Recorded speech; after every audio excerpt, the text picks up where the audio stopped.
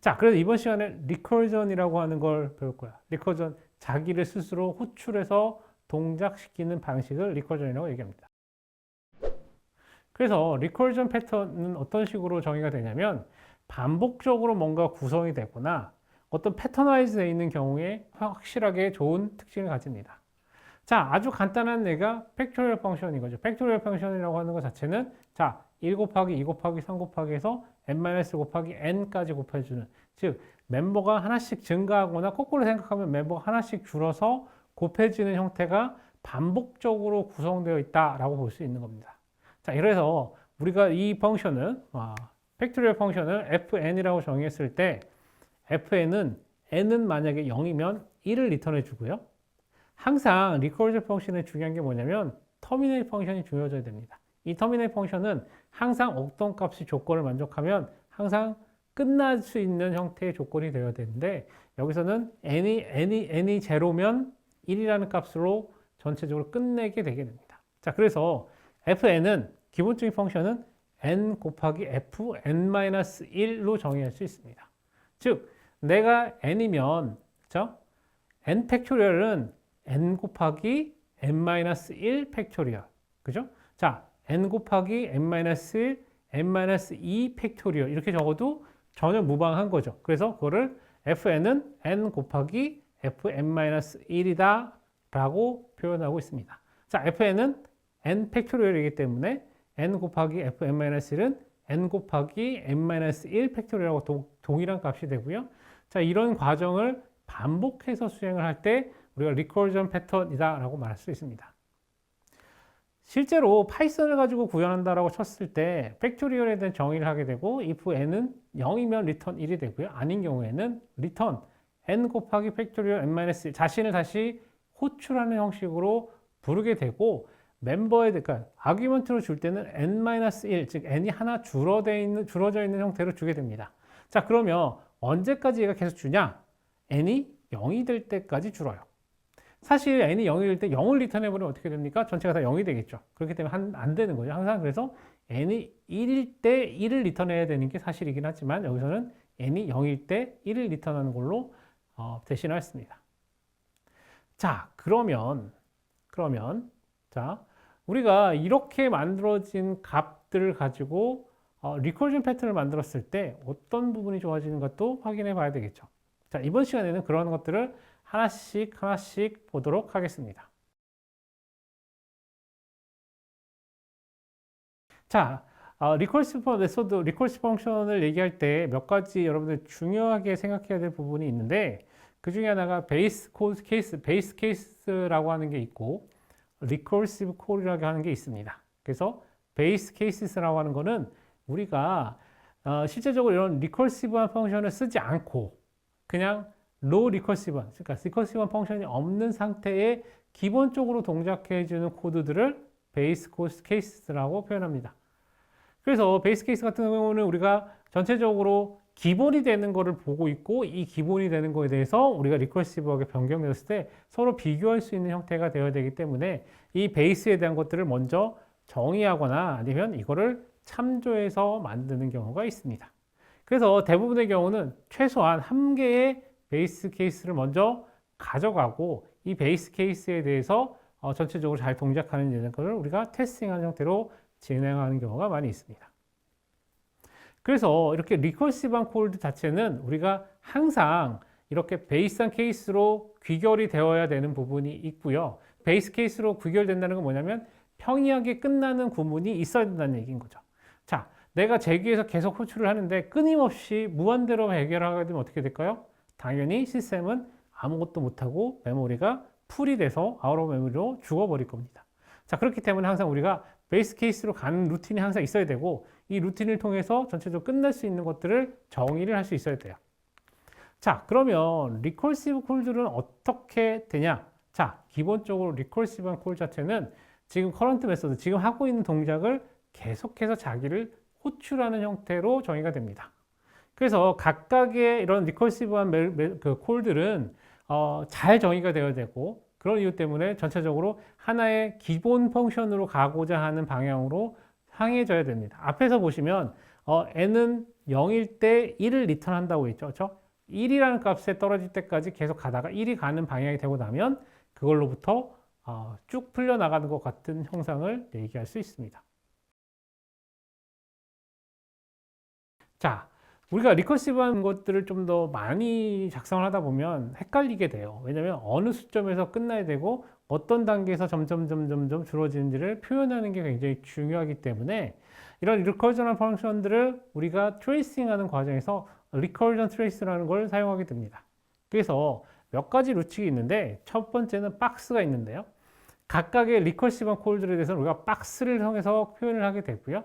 그 다음에 콜하고 컬리를 각각을 표현하기 위해서 에로를 표현해서 우리가 서로를 연결해주는 형태가 되게 됩니다. 그때 우리가 콜해서 내려가는 경우가 있고요. 리턴해서 돌아가는 콜이 있고 이 두 가지를 다 보여주는 것 자체가 리커전을 전체적으로 비주얼라이즈 할 때 가장 중요한 포인트라고 여러분 생각하시면 됩니다. 자, 예를 들어 보도록 할게요. 자, 이거는 아주 심플한 예입니다. 리커시브 팩토리얼 계산하는 형태가 되고요. 자, 맨 위에서부터 콜 해서 쭉 아래까지 내려온 다음에 다시 옆으로 리턴해서 돌아가는 구조를 보실 수 있고요. 자, 먼저 박스가 하나씩 있습니다. 이 박스는 지금 현재 내가 리커전 펑션을 콜한 경우예요. 자, 그러면 제일 처음에 맨 위에서 불러진 콜을 보시면 리커시브 팩토리얼 4라는 값을 주고 리커시브하게 팩토리얼을 구하라라고 하는 거죠. 자, 그러면 4가 수행되는 과정에서 내부적으로 뭘 부르냐면 4보다 하나 적은 3이라는 값을 부르게 됩니다. 즉, 자신을 부르는데 자신이 n-1이 되는 값으로 불러주게 되는 거죠. 그래서 처음에는 자신은 4로 불렸지만 내부적으로 다시 3으로 부르고 그 3 내부에서 다시 2로 부르고 2가 다시 1을 부르고 1이 다시 0을 불러서 맨 마지막에 n이 0이 됐으니까 어떻게 돼요? return 1이라는 값을 하게 되고, 자, return 1을 하게 되면 1이 반영된 값에서 원래 리커시브 팩토리얼 1에 대한 걸 계산하는데 리커시브 팩토리얼 1에서는 자, n은 1이니까 1 곱하기 리턴된 값, 즉 n0는 1이니까 1 곱하기 1은 1이 되는 형태로 결과가 만들어지고요. 이 값이 다시 리턴되면 이 리턴된 값이 다시 리커시브 팩토리얼 2로 가게 됩니다. 자, 그러면 2가 부를 때 내가 뭘 부르냐면 내가 갖고 있는 2하고 리커시브 팩토리얼 1하고 2를 곱해주는 거예요. 그래서 앞에서 리턴으로 들어온 1 값과 내가 갖고 있는 2라는 값하고 두 개를 곱해서 2 곱하기 1은 2라는 값을 출력하게 됩니다. 자, 이렇게 만들어진 게 다시 리턴돼서 리커시브 팩토리얼 3으로 넘어가게 되고요. 자, 리커시브 팩토리얼 3 입장에서는 내가 3이 있고 리커시브 팩토리얼 2를 불렀단 말이에요. 그럼 2에 대한 결과값이 이 자리에 대체가 되는 거고, 그러면 3 곱하기 2는 6이라는 값이 떨어지게 됩니다. 자, 이렇게 만들어진 상태에서 처음에 리커시브 팩토리얼 4를 불렀던 쪽에서 다시 돌아가게 되면 이 4라는 값에서 자신의 갖고 있는 4라는 값에 앞에서 리커시브 팩토리얼 3에서 리턴된 6이라는 값을 곱해서 24라는 값을 만들어내면서 최종적으로는 자, 내가 정상적으로 수행했습니다. 결과를 알려주게 됩니다. 자, 이렇게 하게 되면 전체적으로 동작하는 구조를 우리가 그림으로 볼 수 있고, 또 하나 확인해 볼 수 있는 건 뭐냐면, 자, 터미네이트 스테이트를 우리가 확인해 볼 수 있죠. 어떤 스테이트예요? 0이라는 값에 떨어지게 되면 자, 리턴해서 돌아온다라고 하는 엔드 포인트에 대한 것들을 우리가 명확하게 그림을 그릴 수 있어서 정확하게 동작하는 게 어디서 끝나는지 어떤 과정에서 하나씩 줄어가는지를 확인해 볼 수 있게 됩니다. 자, 이렇게 만들어서 비주얼라이즈해서 가지고 가는 이유는 여러분들이 개념적으로 생각하고 있는 데서 오류가 발생할 수 있어요. 그 발생할 수 있는 오류 중 하나는 대부분이 터미네이트 펑션을 잘 못 만들어서 계속 반복해서 더 내려가다가 죽어버리는 경우가 반복해서 발생할 수 있기 때문입니다. 만약에 여러분들 0이라는 값을 주지 않고 어떤 특정 500 값이다. 그러면 어떻게 됩니까? 0에서 마이너스로 가서 계속 돌다가 500에 도달하는 어느 순간까지 계속 가야 되는 거죠. 자, 이런 과정을 거치게 되면 시스템에서는 굉장히 오버헤드가 크다라고 생각할 수 있고요. 이런 걸 방지하기 위해서 이런 비주얼라이제이션을 통해서 전체적인 걸 체크해 보는 시간을 갖는 경우가 있습니다. 자, 이번에 한번 간단한 예시를 한번 들어보려고 하는데요. 잉글리시 룰러예요. 자예요, 자. 여러분들 갖고 있는 자죠. 자, 보통은 그 자 중에 잘 이렇게 눈금이 정리되어 있는 자를 보시면 우리가 단위를 여러 가지 형태로 표현되는 경우가 있습니다. 어떤 경우냐면, 자, 1cm 단위로 표현되는 게 있고 5mm 단위로 표현되는 게 있고 10cm 단위로 표현하는 게 있고 1m 단위로 다시 표현해 주는 경우가 있어요. 즉 사람들이 보기 편하게 이렇게 표현을 다르게 해주는 건데 이 경우에 이렇게 표현해 줘야 하는 거를 만약에 여러분들이 프린터하는 문장으로 만든다. 여기서 이제 틱이라는 걸 통해서 표현했는데요. 이 틱들을 잘 프린트해서 이 관계들을 잘 보이는 걸 하는 겁니다. 자, 왼쪽 그림을 보시면 0, 1, 2 이렇게 되어 있죠. 그죠? 그리고 중간을 보면 0과 1 사이의 중간에 자, 틱이 3개가 들어갑니다. 원래 0에는 4개, 1에는 4개가 들어갔고 2에도 4개가 들어가는데 중간에 하나는 3개가 되게 하고 그다음 그 3개와 0 사이에도 2개가 들어가고 그 2개와 0 사이에 보면 1개가 들어갑니다. 그래서 만약에 한 칸 떨어지면 하나, 2칸 떨어지면 2개, 3칸, 4칸 되면 3개 이런 식으로 표현해서 이걸 거리감을 보여주게 하는 방식으로 사용되는 건데 이걸 만약에 여러분들 프로그램으로 해서 출력을 해야 돼요. 그러면 어떻게 해야 됩니까? 저 순서대로 해야 되는 거예요. 처음에 4개, 두 번째 1개, 2개, 1개, 3개, 1개, 2개, 1개, 4개. 자, 어느 정도 계속 반복을 하고 나면 어떻게 돼요? 더 크게 5개 이렇게 가겠죠. 자, 그런데 이거를 비교적 수월하게 만들 수 있는 방법이 리커전 방식이라고 보면 됩니다. 자, 이걸 한번 해보도록 할게요. 자, 드로우틱스라는 걸 만듭니다. 드로우틱스는 랭스를 주고 그 랭스만큼 찍는 거예요. 그래서 만약에 여러분들이 드로우틱스 4 그러면 4칸을 찍어서 0이나 1, 2처럼 큰 수의 값들을 표현해 줄 때 쓰는 겁니다. 만약에 여러분들이 랭스가 2가 되면 점을 2개를 찍는 형태의 그림이 되겠죠. 자, 전체를 보면 큰 간극에서 4개를 주고 4개의 다음 4개 사이에 그죠? 4개 사이에 가운데 3개가 있고 그 3개하고 0 사이에 그다음 하나가 줄어든 2개가 있고 2개와 0 사이에 1개가 있습니다. 왠지 이게 반복적인 것 같죠? 그죠? 그래서 어떻게 하냐면 드로우틱스에나 내가 길이가 지금 0 이상인 동안에 자, 나를 기준으로 지금 0과 1 사이에 가운데 3개 있는 지점을 보자고요. 내가 지금 4개 들어왔을 때 가운데 3개 있는 지점, 그러니까 3이 들어왔을 때 3개 있는 지점을 봤을 때 자신의 앞과 자신의 뒤가 있습니다.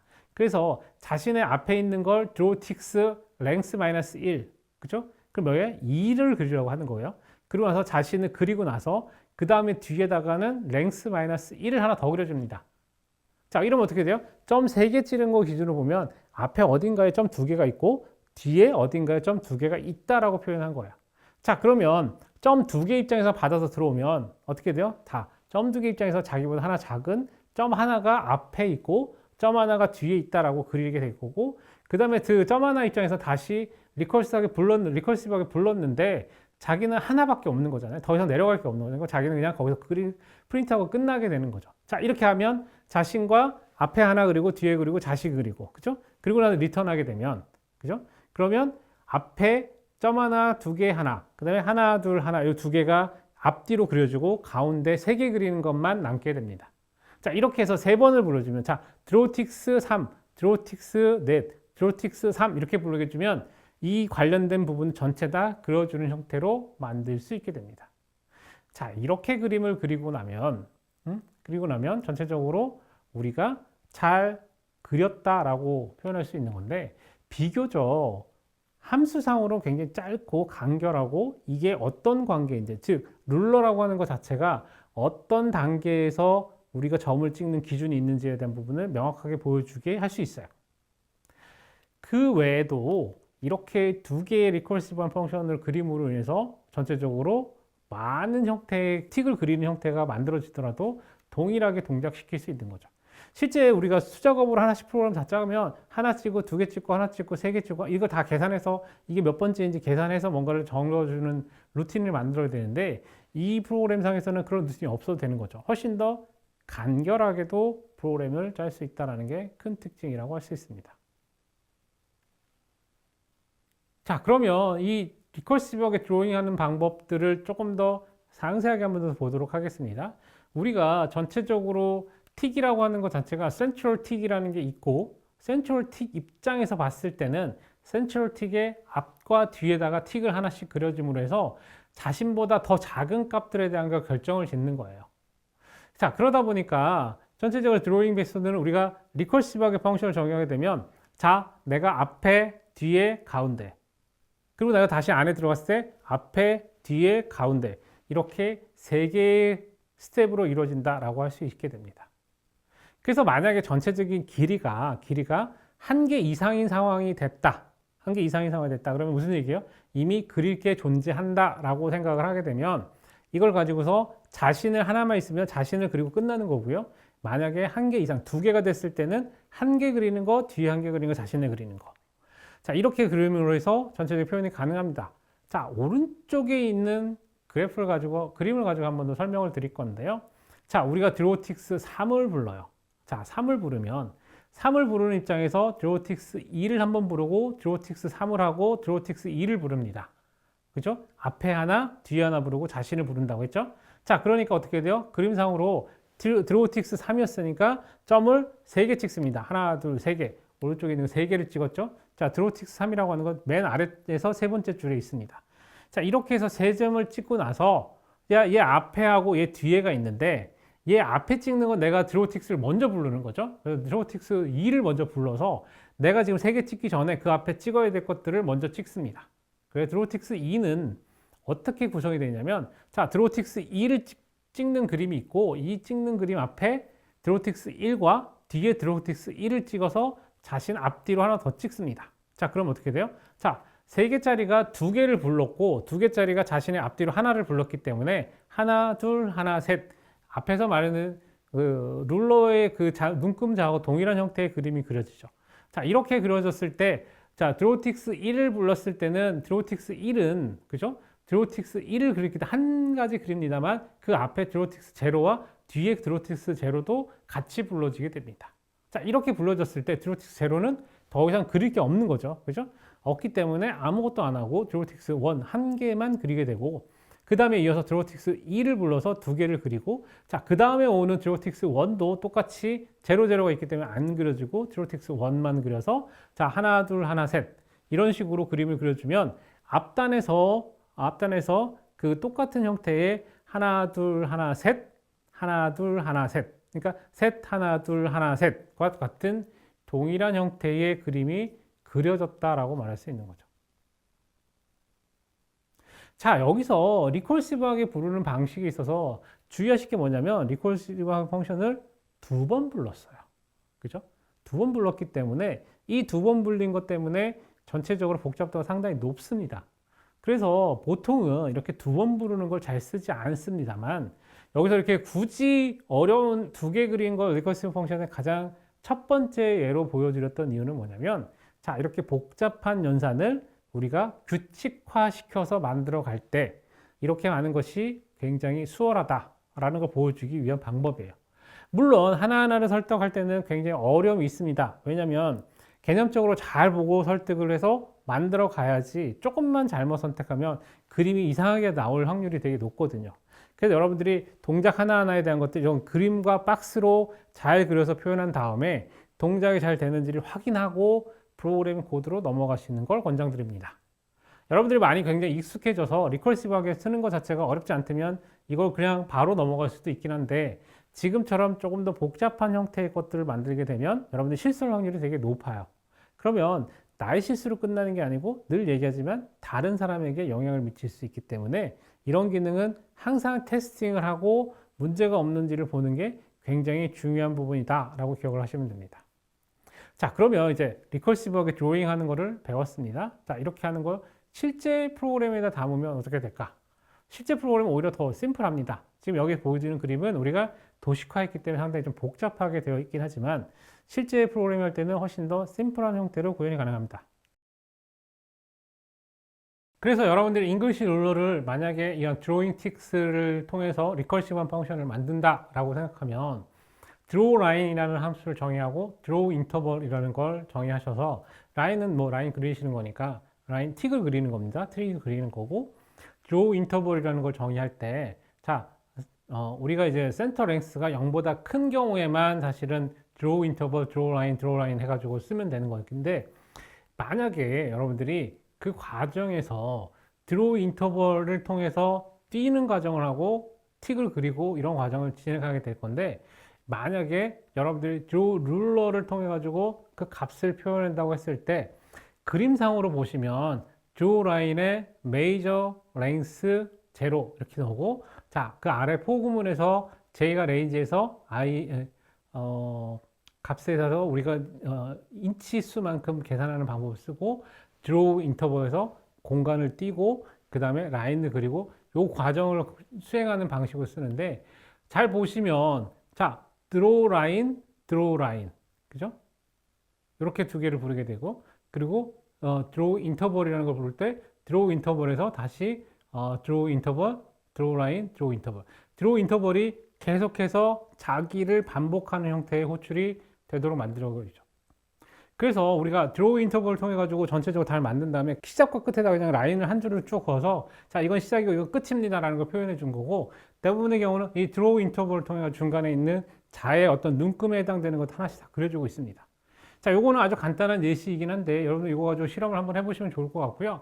특히나 이 프로그램 가지고 이 지금 현재는 간단한 형태의 그림으로 시작되어 있긴 하지만 이 랭스를 굉장히 크게 줘가지고 정말로 확장을 했을 때도 정상적으로 잘 동작하는 걸 한번 보시기 바랍니다. 그러면 정치적으로 이런 형태의 프로그램이 확장성을 가지는구나 라고 하는 것까지 여러분 확인해 보실 수 있습니다.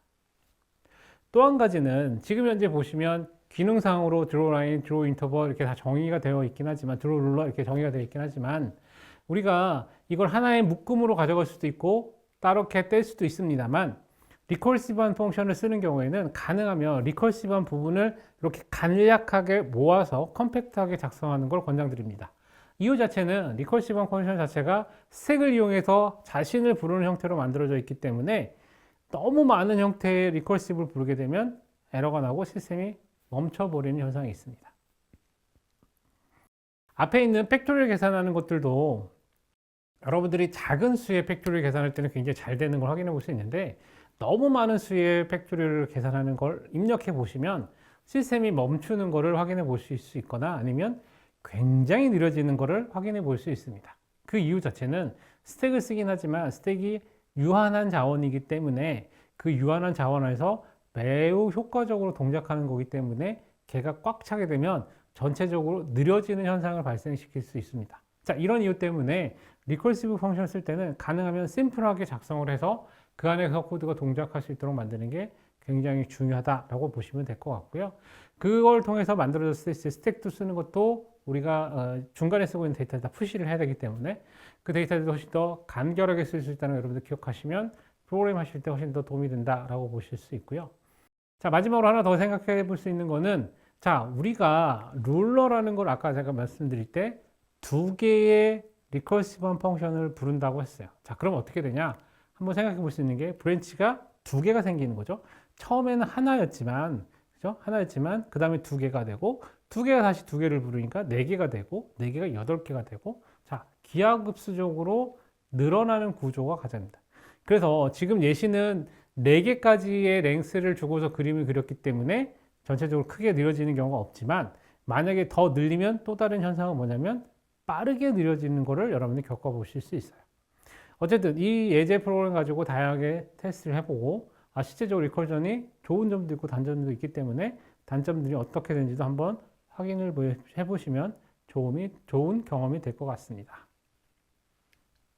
네, 두 번째 예제를 들어보도록 하겠습니다.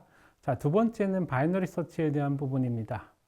바이너리 서치는 우리가 두 쪽으로 반씩 나눠서 서치를 한 방법이고요. 이 경우에도 우리가 전체적으로 리커전 펑션을 써서 하는 게 굉장히 수월합니다.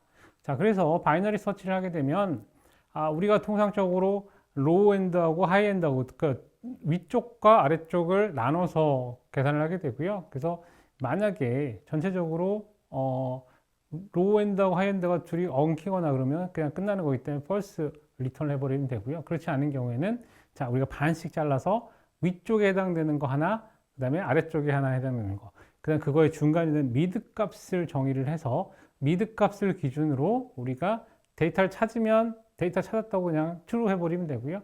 찾지 못했으면 우리가 나머지 반, 위쪽의 반일지 아래쪽의 반일지를 탐색하는 구조를 가집니다. 자, 이렇게 반을 자를 때 우리가 지금 현재 미드 값을 알고 있기 때문에 찾고자 하는 값하고 미드 값을 비교하면 자, 내가 찾고자 하는 게 위쪽에 있을지 아래쪽에 있을지 알게 되는 거고 그거에 따라서 우리가 전체적으로 대상, 그 탐색해야 될 대상을 절반으로 줄이게 되는 방식이 이 바이너리 서치라고 할 수 있습니다. 자, 그래서 프로그램 코드를 보시면 자, 우리가 타겟이 데이터의 미드 값, 즉 우리 중간 값에 있는 데이터하고 내가 찾고자 하는 타겟하고 비교했을 때 타겟이 중간보다 작으면 우리가 타겟을 로우부터 미드 사이에, 즉 낮은 쪽에서 찾게 되는 거고요. 만약에 타겟이 더 큰 값이다 라고 하면 우리가 타겟에서 미드 플러스 1에서 하이까지 해당되는 값을 찾게 되면 됩니다. 그래서 우리가 처음에 elif 해가지고 리턴하는 거 아니면 else에서 리턴하는 이 두 가지로 구역을 나눠서 검색한다 라고 보시면 됩니다.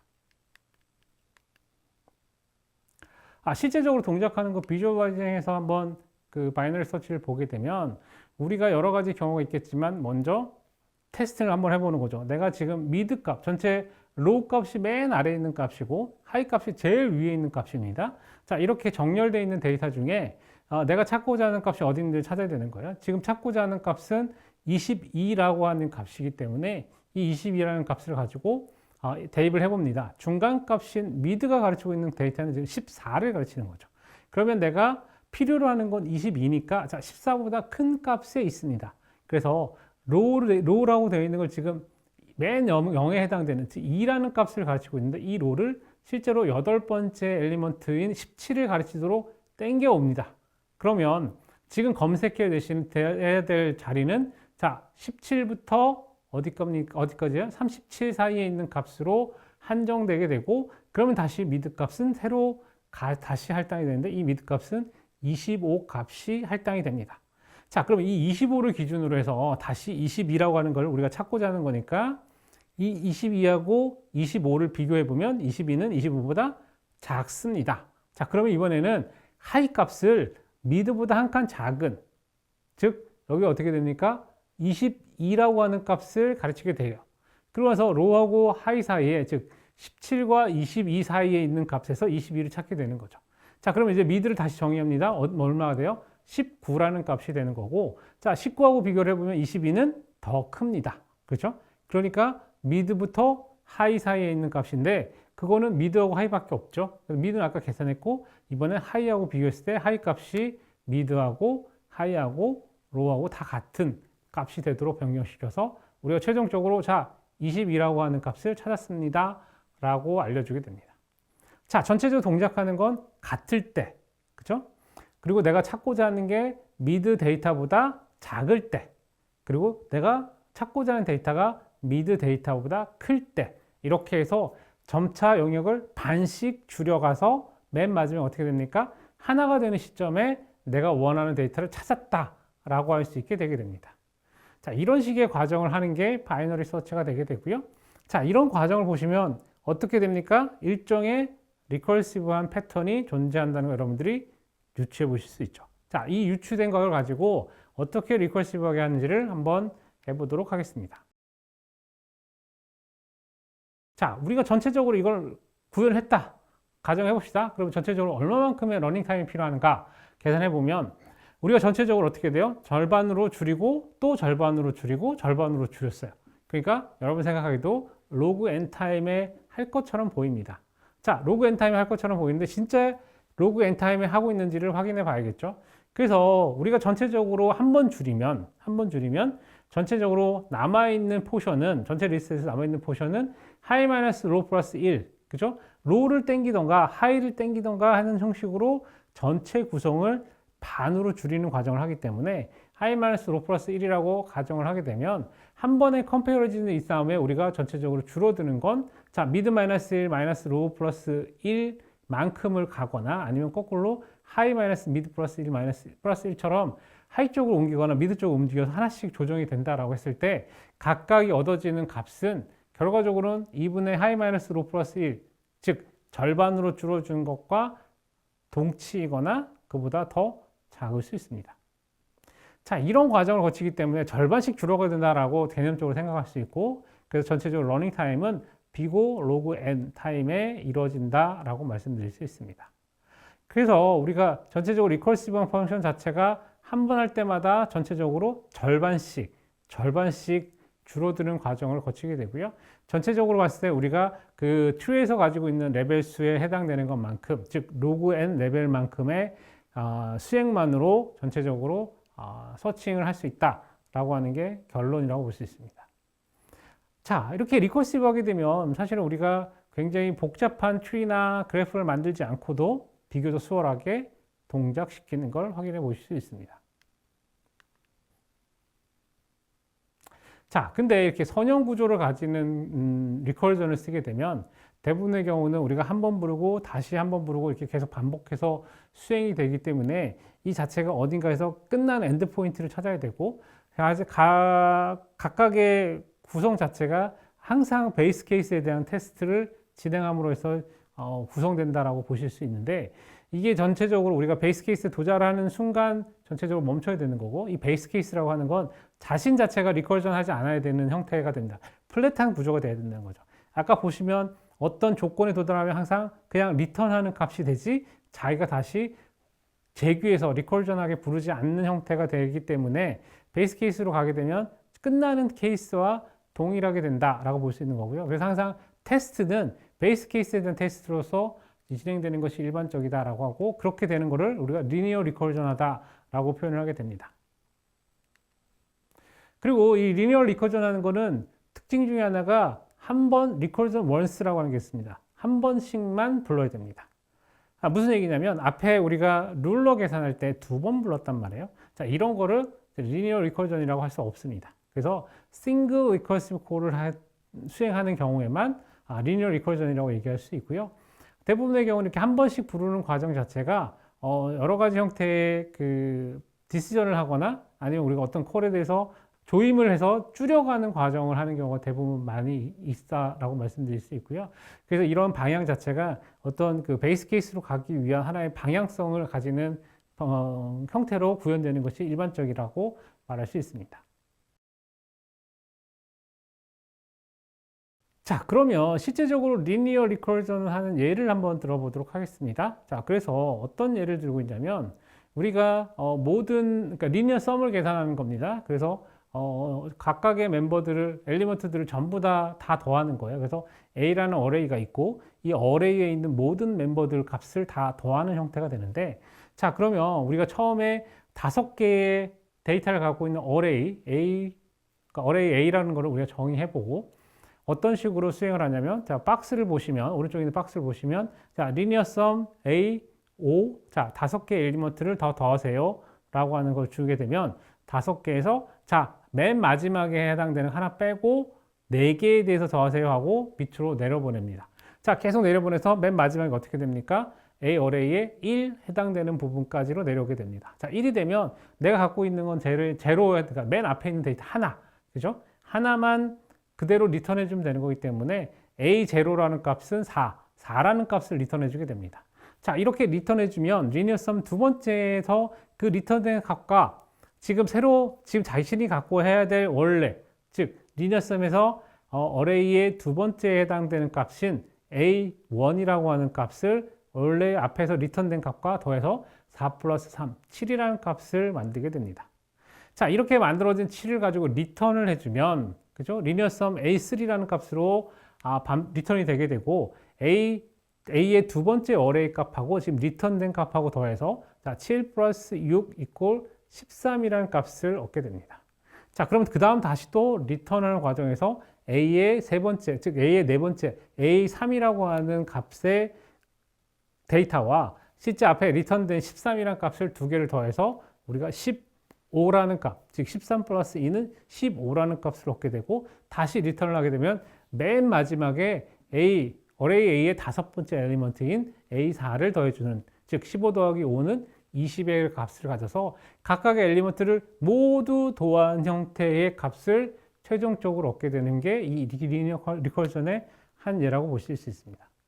자, 이렇게 구성하게 되면 리니어 리커전 하는 것 자체가 한 번씩에 반복해서 콜을 하게 되고, 끝날 때 플랫하게 더 이상 자신을 콜하거나 어떤 리커시브한 포인트가 없이 평탄한 형태의 프로그램을 해서 리니어에서 끝나는 조건을 만들고 리턴하는 형태가 만들어져서 끝나게 되고 각각 다시 리턴을 반복함으로 인해서 어떻게 됩니까? 우리가 모든 엘리먼트들을 더한 것과 같은 형태의 값을 만들어낼 수 있게 됩니다. 자, 이런 형태의 것들을 리니어 리커전이라고 명명합니다. 자, 또 다른 방법이 또 있습니다. 우리가 이제 많이 볼 수 있는 리커전, 그러니까 리니어 리커전 방식 중에 하나가 어떤 어레이가 있을 때 어레이를 거꾸로 세우는 겁니다.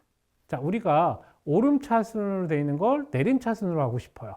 자, 이럴 경우에 어떻게 되냐면 맨 위에 것과 맨 밑에 있는 걸 바꿔줍니다. 수합을 해줘요. 그럼 어떻게 될까요?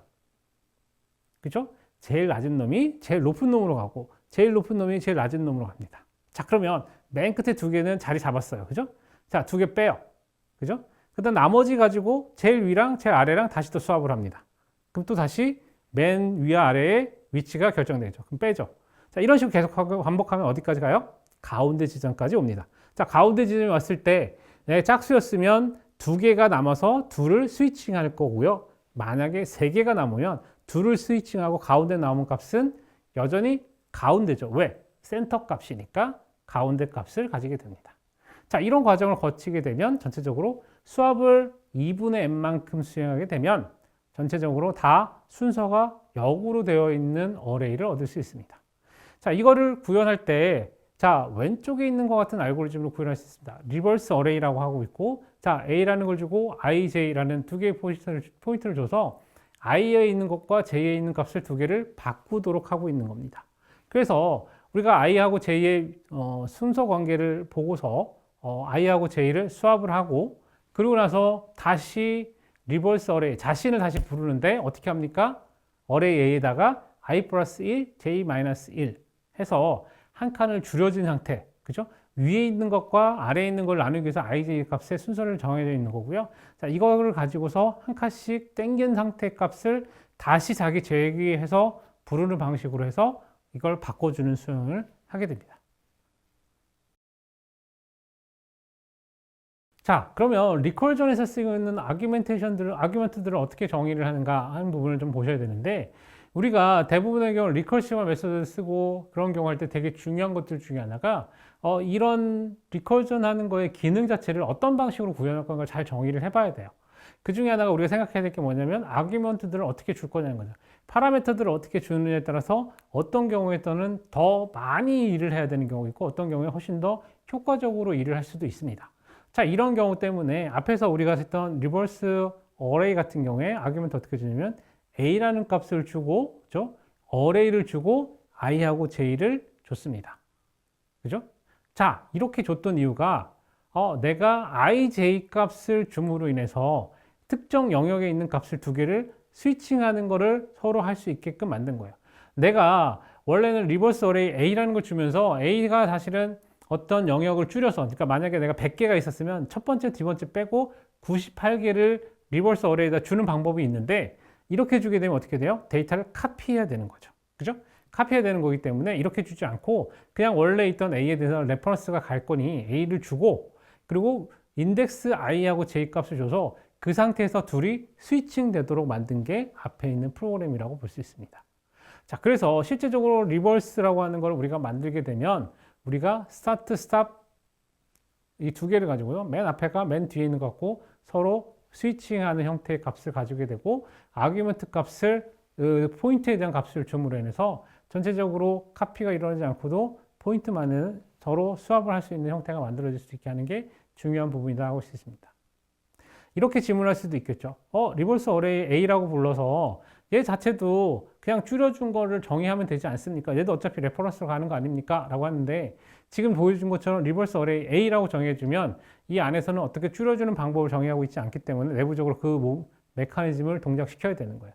그런데 우리가 A, I, J라고 해서 아규멘트를 더 주게 되면 지금 내가 어디까지 진행이 됐고 어디에서 해야 될지를 바로 전달되기 때문에 훨씬 더 수월하게 연산할 수 있는 부분도 있습니다. 또 한 가지 여러분들이 주의하셔야 될 게 뭐냐면, 아규멘트 값을 줄 때는 아규멘트 값들이 좀 다르게 활용될 수 있습니다. 무슨 얘기냐면, 아규멘트 값이 한 번 불렀던 거를 다시 부를 때 우리가 그거를 막는 효과를 가져온다라고도 할 수 있어요. 그렇기 때문에 아규먼트에 대한 것들은 잘 정의하는 게 굉장히 중요하다라고 할 거고, 그 내용에 대해서 뒤에서 다시 한번 보도록 하겠습니다. 자, 예를 한번 들어볼게요. 자, 파워. 자, 우리가 이제 파워 연산을 하는 겁니다. 그래서 이제 x의 n승이라고 하는 거를 우리가 계산해 낼 겁니다. 그래서 이제 파워 펑션 pxn은 x의 n승이라고 표현되어 있는 거고요. 자, 이런 경우에 우리가 리커시브하게 정의가 됐을 때 pxn이라고 하는 거는, 자, 우리가 n이 0이면 1입니다. 그냥 끝나는 거예요. 그죠? 더 이상 제곱을 할 수가 없으니까. 자, 근데 만약에 우리가 그냥 일반적으로 pxn은, 그죠? x 곱하기 pxn-1 이렇게 정의할 수 있죠. 그죠? x라는 값을 하나 빼온 겁니다, 앞으로. 그러니까 전체적으로 제곱할 때는 x 곱하기 xn-1은 전체 xn이 되기 때문에 우리가 하나를 줄여서 pxn은 x 곱하기 pxn-1이다라고 표현할 수도 있습니다. 자, 그러면 우리가 전체적으로 계속해서 반복을 해서 몇 번을 합니까? n번을 펑션 콜을 하게 되면 우리가 전체적으로 원하는 값에 이르게 되는 거죠. 자, 그런데 이거 굉장히 잘 된 것 같습니다. 그죠? 잘 된 것 같아요. 근데 이거가 과연 효과적일까요? 아주 트리비얼한 방식으로 지금 구현되어 있는 거예요. 근데 이거를 좀 더 다르게 우리가 구현할 수 있다라고 생각해 볼 수도 있는데, 이제 그 방법들을 소개하도록 하겠습니다.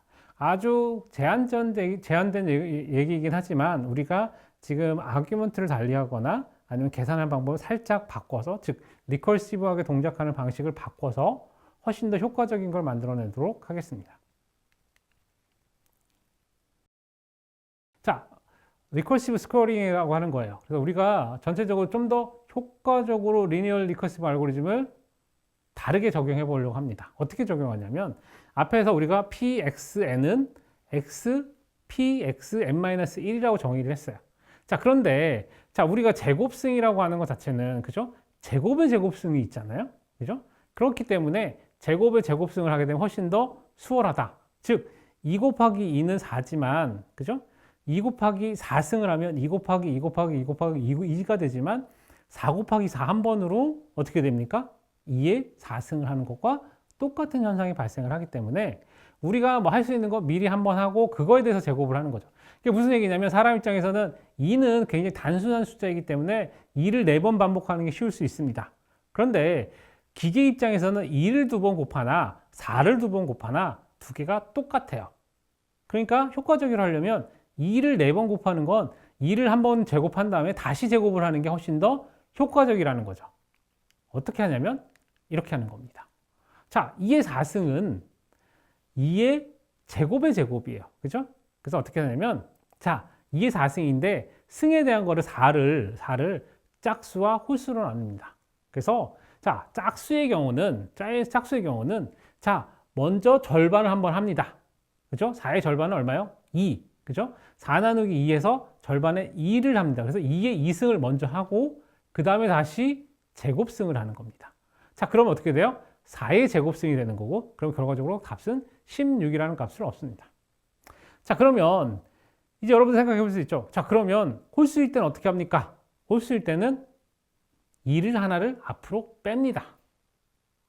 앞으로 뺍니다. 그러면 어떻게 돼요? 2가 5승이지만 2를 앞으로 빼면 2 곱하기 2의 4승이 됩니다.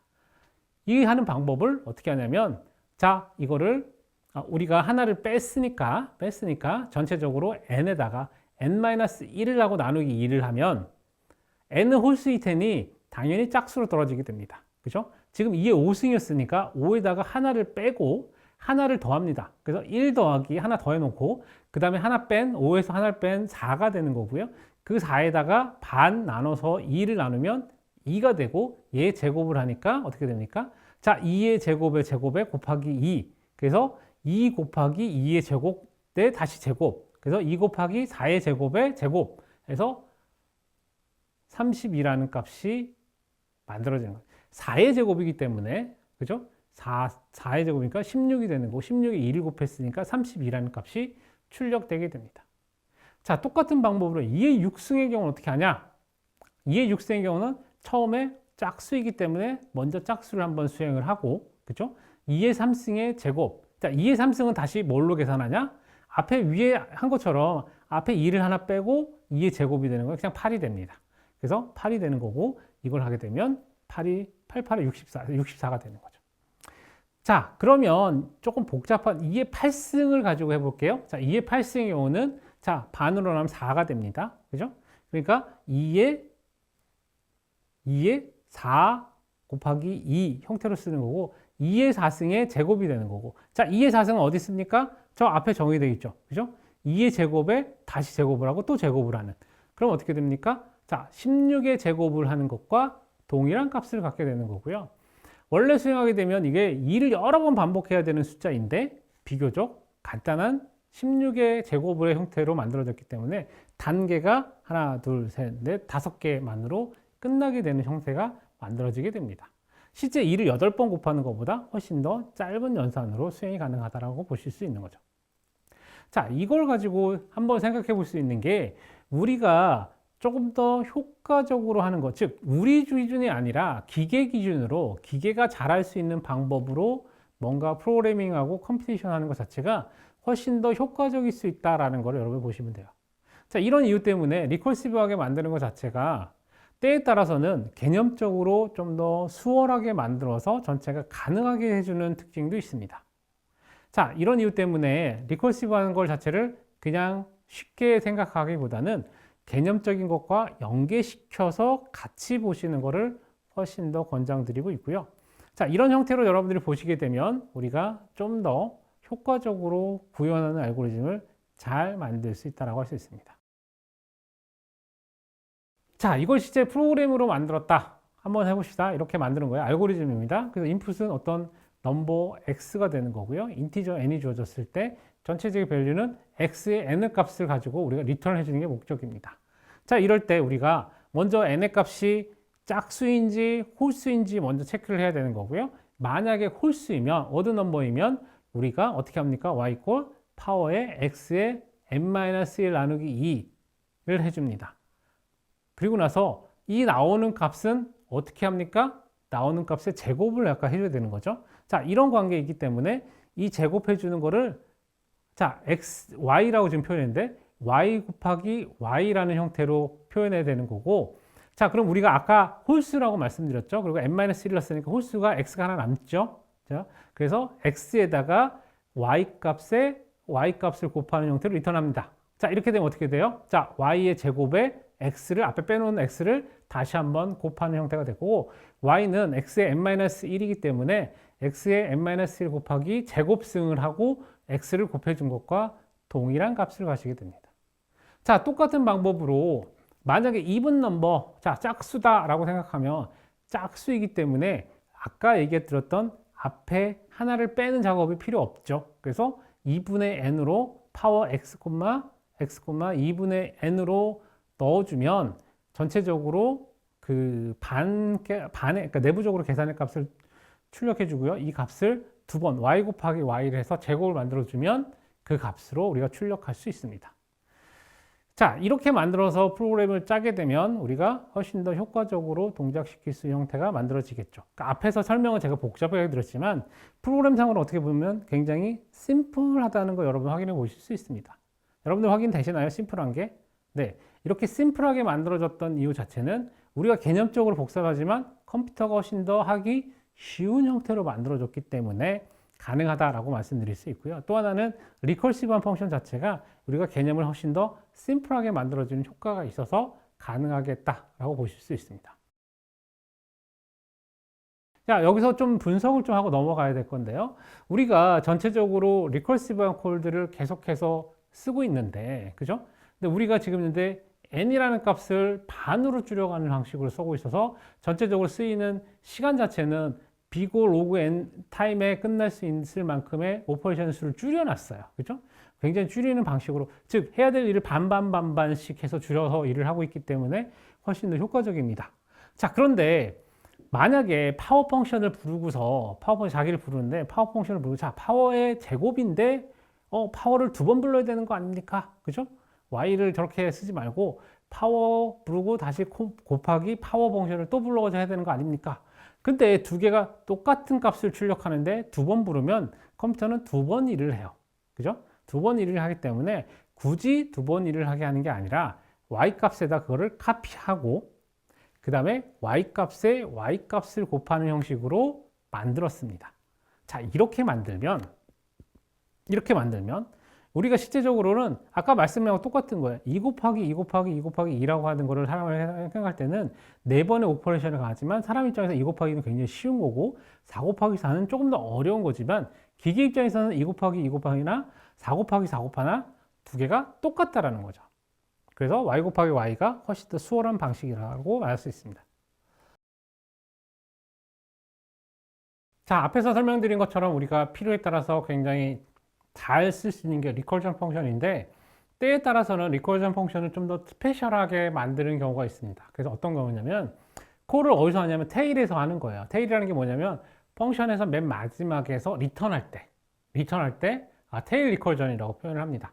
자, 이렇게 테일 리커전을 하게 되면 우리가 맨 마지막 스텝에서 테일 리커전을 하는 방식을 쓰게 되면 우리가 굉장히 개념적으로 쉽게 이해하는 경우가 있습니다.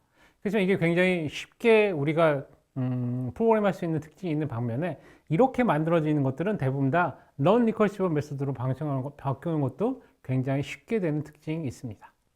자, 예를 들면 자, iterative reverse array라고 해서 reverse array 앞에 계산하는 것 자체를 iterative하게 맨 뒤에서 리커전을 걸어서 이렇게 펑션을 구현해도 전혀 동작이 하는데 문제가 없습니다. 다만 펑션 자체에서 하는 게 아니고 리턴하는 타임에 만들었기 때문에 리턴하는 타임에서 우리가 전체적으로 소비하는 방향이 일반적인 거가 약간 다르기 때문에 조심해야 될 필요는 있습니다. 너무 자주 쓰거나 그러면 리턴하는 배율 속에서 들어가는 부분이어서 펑션을 더 부르는 형상이 될 수도 있다고 볼 수 있습니다. 어쨌든 테일 리커전이라는 게 이런 형태의 스페셜 케이스를 보통은 얘기하게 되고요. 그래서 우리가 개념적으로 쓸 때 리턴할 때 반복적으로 하는 경우를 많이 들 수 있는 게 이런 방법이다라고 할 수 있습니다. 자, 앞에서 제가 설명드릴 때 룰러의 경우에 틱을 그릴 때 2번의 리커전을 부른다라고 잠깐 설명을 드렸어요. 이 2번의 리커전을 부른다는 걸 표현해서 우리가 바이너리 리커전이라고 표현을 합니다.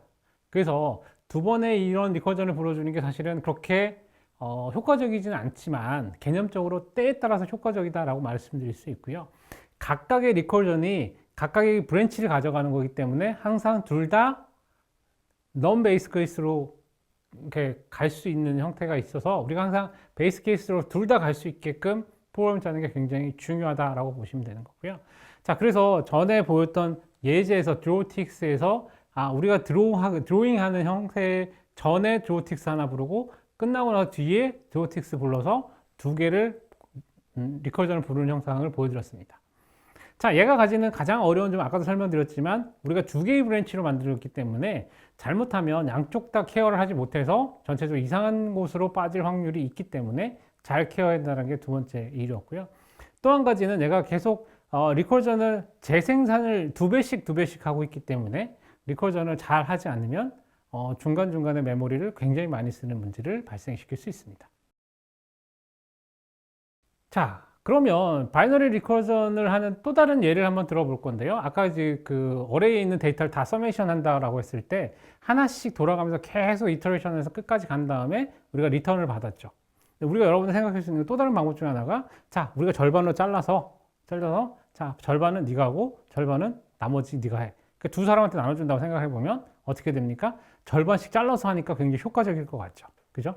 그런데 실제적으로 얘는 부를 때 각각을 부르기 때문에 얘가 리커전 한 번, 얘가 리커전 한 번, 그리고 그 안에서 다시 또 리커전이 또 들어가고 우리가 펑션 콜 상태에서 그 스택에 계속해서 쌓이는 구조를 가져가기 때문에 조금은 내지는 전체적 시스템에 부담이 갈 수도 있고 또 한 가지는 여러분들이 프로그래밍 상태에서 오류를 취할 확률이 굉장히 많다라고 할 수 있습니다. 이런 이유 때문에 바이너리 리커시브 메소드 쓸 때는 여러분들 잘 조심을 하셔야 되고 어쨌든 이런 방법들이 가능은 하다라고 말씀드릴 수 있습니다. 하지만 그렇게 효과적이진 않다라고 말씀드릴 수도 있습니다.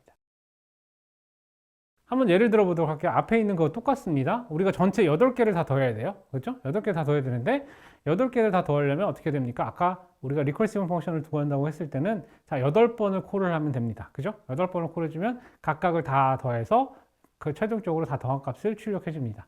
근데 아까 지금 앞에 있는 것처럼 반반씩 쪼갠다 라고 하면, 자, 0부터 8개를 전체적으로 더해야 되는데, 자, 0부터 4개, 4부터 4개, 이렇게 양쪽으로 쪼갭니다. 각각을 나눠요. 그러면서 각각을 하는데, 자, 0부터 4개가 다시 또 반을 쪼갭니다. 0부터 2개, 0부터 하나, 하나에서 1개, 이렇게 해서 쭉 몇 개가 지금 만들어지나요? 8개가 만들어집니다. 결과적으로 리커시브 펑션 자체의 펑션하는 것 자체는 8개를 맨 밑에 깔고 그 위에 중간 노드들이 더 만들어지기 때문에 우리가 리니어 리커시브하게 만드는 것보다 훨씬 더 효과적이지 않습니다. 그죠? 그리고 또 한 가지 생각해 봐야 될 게, 이렇게 만들어진 형상을 가지고 할 때는 지금은 잘 케이스가 되어 있기 때문에 잘 모여져 있어서 잘 동작을 합니다만, 조금만 복잡해지면 중간에 에러를 내기 확률이 좋고, 또 하나는 만약에 모든 리프 노드에서 정상적으로 끝나서 다 리턴을 하게 되면 문제 없습니다. 근데 만약에 하나라도 오류를 발생을 시키거나 그러면 어떻게 됩니까? 동작을 안 할 수도 있고 잘못된 연산을 내뱉을 수도 있습니다. 자, 이런 이유 때문에 우리가 보통은 바이너리 리커시브 메소드보다는 리니어 리커시브 메소드를 훨씬 더 많이 쓴다 라고 보셔야 되고요. 자, 이런 이유 때문에 몇 가지 우리가 스페셜 케이스들을 다루기도 하고 리커시브한 방식을 쓰는 것 자체에 조심하는 부분이 있다고 말씀드릴 수 있습니다. 또 한 가지 여러분들 주의하셔야 될 것은 뭐냐면, 리커시브 메소드 자체가 굉장히 개념적으로 좋은 방법이긴 하지만 무한대로 구현할 수 있는 게 아니기 때문에 우리가 사용할 때에서 어떤 주안점을 둬야 되는가에 대한 부분은 항상 가지고 있었는데, 우리가 항상 터미네이트 되는, 우리가 베이스 케이스로 갈 수 있는 케이스를 항상 생각을 하셔야 되고, 그로 인해서 항상 터미네이트가 안전하게 일어나서 항상 정확하게 동작 복귀할 수 있다는 걸 우리가 보장하는 게 굉장히 중요하다. 이 부분을 여러분 잘 기억하셔야 될 거고요. 자, 그런 이유 때문에 바이너리 리커시브 메소드 자체는 그렇게 권장하고 있지 않다라고 기억하시면 될 것 같습니다.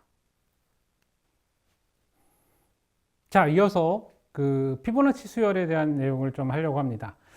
피보나치 수열이라고 하는 것 자체는 우리가 리커시브하게 정의될 수 있는 거기 때문에 우리가 수열이라고 하는 것 자체가 사실은 리커시브하게 동작하기에 굉장히 좋은 형태이기 때문에 이런 형태는 대부분 다 리커시브하게 구현을 하게 되는데요. 자, 우선 피보나치 수열에 대해서 조금 보시면, 자, F0는 제로고 F1은 1이고 Fi는 Fi-1 더하기 Fi-2, 즉 내 앞에 것과 그 앞에 있는 값을 더하는 형식으로 증가하게 됩니다.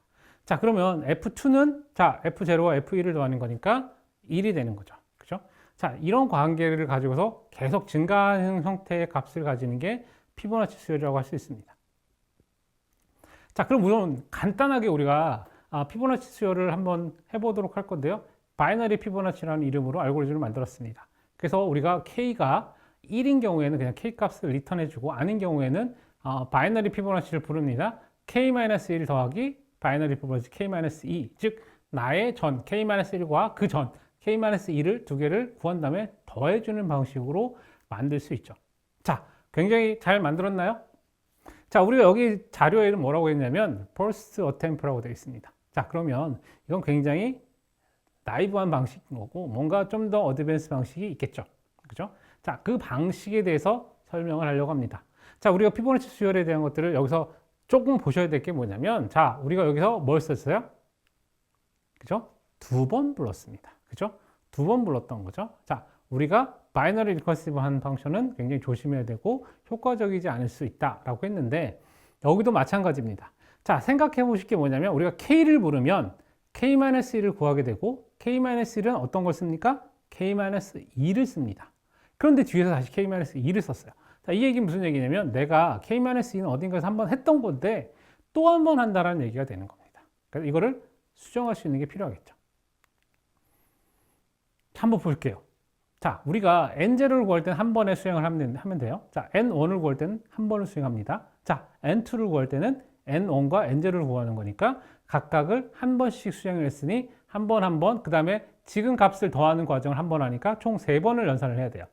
자, N3를 구했을 때는 N2 더하기 N3고 거기 한 번 더하는 거니까 앞에서 N2는 있으니까 자, 3번에 한 번 해서 5번. 자, 전체적으로 어떻게 됩니까? 1, 2, 3, 5, 9, 15, 25, 41, 60. 굉장히 커지네요.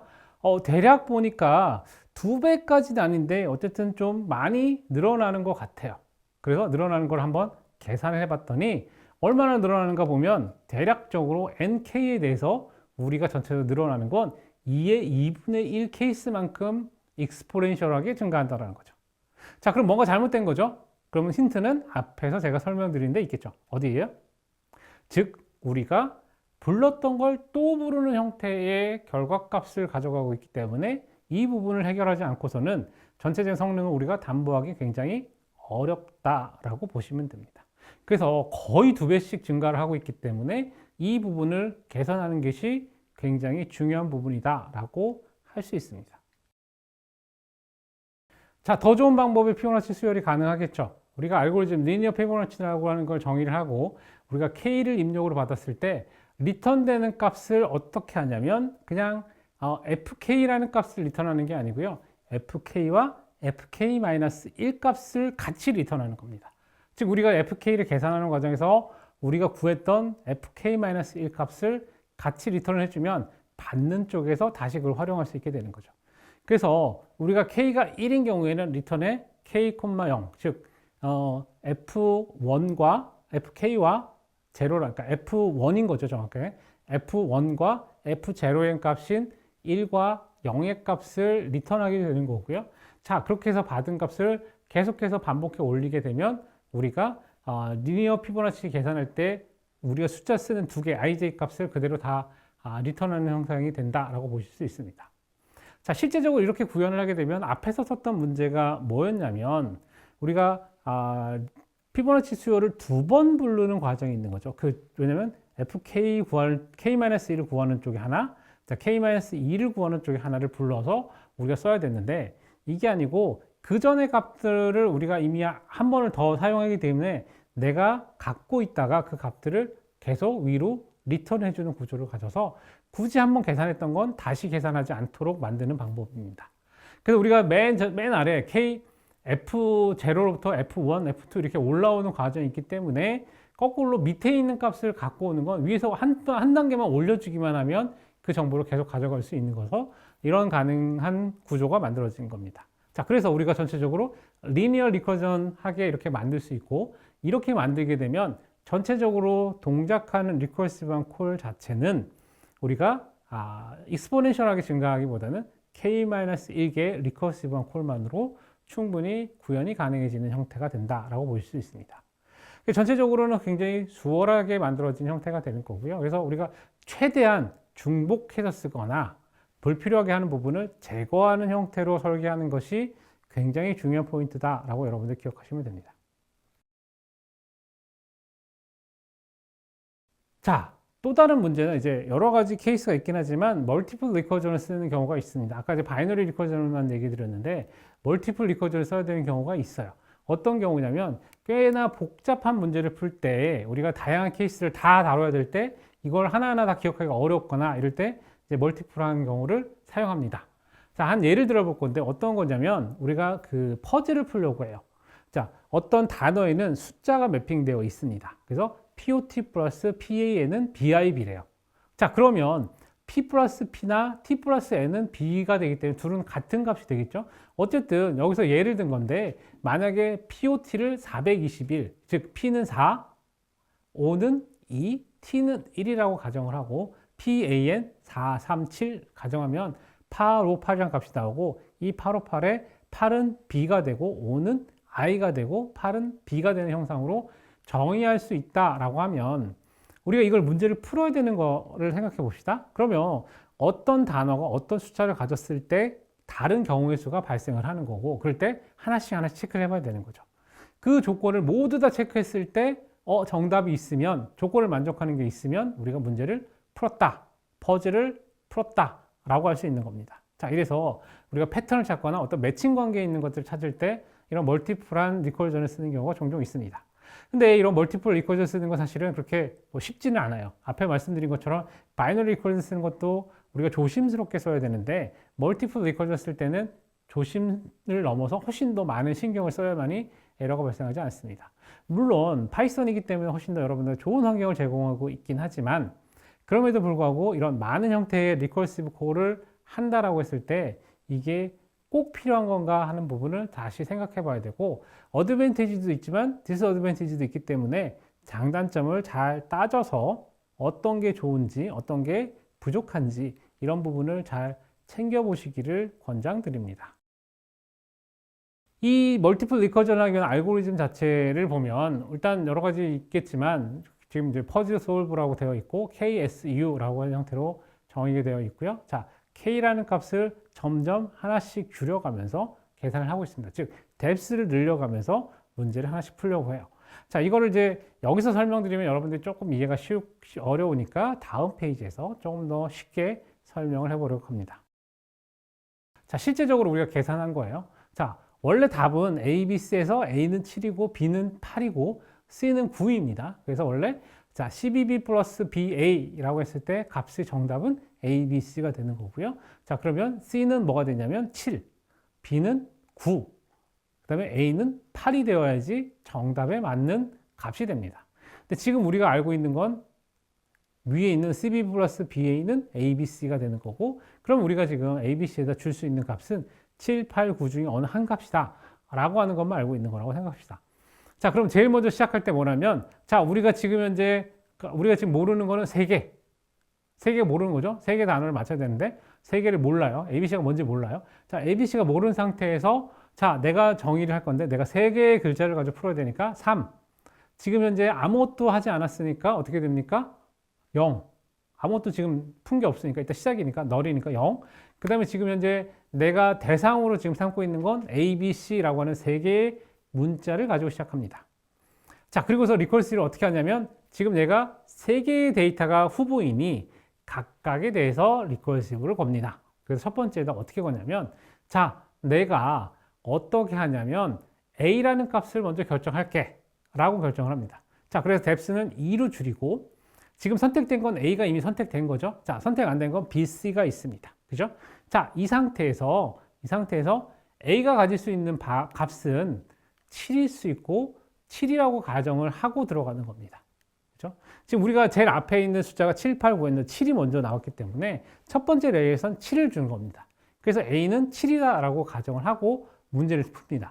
여기다가 자, A가 7이 결정이 됐으니까 B라는 값을 하나 뽑아서 A, B인 경우에 7, 8 순서대로 7, 8을 주고 또 다른 리커시브 펑션에다가는 자, A, B가 아니라 A, C, A의 다음에 오는 거 A, B나 A, C가 오는 거니까 A, B는 첫 번째 거예요. 두 번째는 A, C를 계산하는 겁니다. 자, 이 과정에서 우리가 순차적으로 데이터는 7, 8, 9를 넣는 거기 때문에 A 앞에 오는 건 7, 두 번째 오는 건 8. 그래서 A, B가 7, 8이거나 A, C가 7, 8이거나 하는 거를 이쪽에서 계산을 하게 됩니다. 자, 여기 계산한 상태에서 저게 맞는지 보는 거예요. 실제적으로 저렇게 어사인 해놓고 자, 나머지 C 값에 대한 값이 지금 변수로 남아있기 때문에 C 값을 여러 가지 넣은 다음에 저 펑션을 만족하는 걸 테스팅해 보면 안 만족해요. A가 7일 때는.